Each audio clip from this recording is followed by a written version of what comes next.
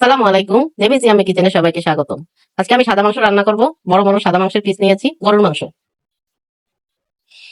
হাড় গোড় ছাড়াই নিয়েছি কিছু। একটা বড় পাতিল নিয়েছি। পাতিলের মধ্যে মাংসগুলো সব ধুয়ে পরিষ্কার করে নিয়েছি। এখন মাংসগুলো ঢেলে দিব। তারপরে মশলাগুলি কি কি দিব দেখাচ্ছি। প্রথমে আদা বাটা দিয়েছি 2 চামচ। 2 চামচ টেবিল চামচে হয়তো 4 চামচ হবে। আর পেঁয়াজ বাটা দিয়েছি 4 চামচ টেবিল চামচে। সব পেঁয়াজ বাটা। পেঁয়াজ বাটাটা বেশি দিতে হয়। এখানে দিয়েছি আদা বাটা। আদা বাটাও 4 চামচের মতো দিয়েছি। এখানে গোস প্রায় 10 কেজি। আর এখানে বাদাম বাটা দিলাম 2 কাপ মতো। চায়ের কাপে 2 কাপ।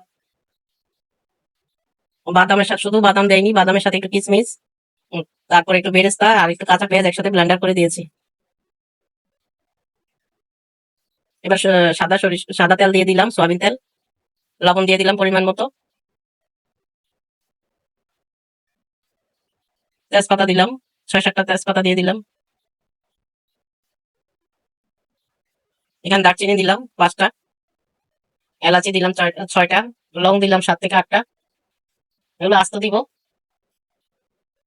এরপর এগুলো সবগুলো একসাথে মেখে প্রায় 1 ঘন্টার মতো রেখে দিব।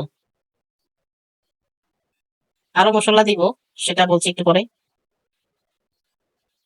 এই যে টক দইটা দিতে হবে। টক দই প্রায় 4 চামচের মতো টক দই দিব।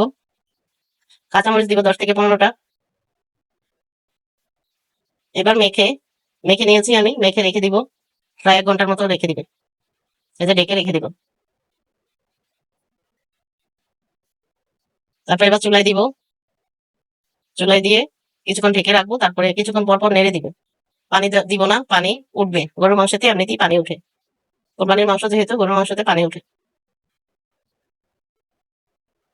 ঢাকনাটা সরাই দিব।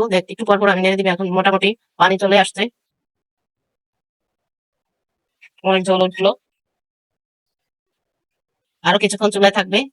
চুলার আঁচটা একটু মিডিয়াম করে দিব। এখন একটু ঘি দিব। কিছু পেঁয়াজ ভেজে নিব, কারণ বেরেস্তা দিব। এই সাদা গরুর মাংস একটু বেরেস্তা ঘিয়ে ভেজে দিলে খুব সুন্দর গ্রান হয়। ওঠানোর আগে এই জিনিসটা আমি দিব। আমার সাদা গরুর মাংসটা প্রায় হয়েই গেছে। এখন শুধু একটু বেরেস্তা দিলেই কমপ্লিট হবে। এই যে বেরেস্তাটা হয়ে গেল। একটু ঘিয়ে ভেজে নিব। ঘি দিব 4 চামচের মতো। বেরেস্তাটা আমার হয়ে গেল। এবার চুলার উপরে দিয়ে দিব। এখানে সাদা মাংসটা হয়েই গেছে। পুরো ঘন ঘন হয়েছে। ঝোলটা যখন খুব সুন্দর মানে শুকিয়ে যাবে, মোটামুটি ঘন হয়ে যাবে, তখন আমি এই যে বেরেস্তাগুলো সব দিয়ে দিব। তাহলে খুব সুন্দর কালার আসবে এবং গ্রান হবে খুব সুন্দর। মাংসটার মধ্যে অনেক সুন্দর গ্রান হবে। খেতে তো অবশ্যই মজা হবে। আর অনেকে চাইলে চিনিও দিতে পারেন, কিন্তু আমি চিনি দিব না, চিনিটা স্কিপ করলাম।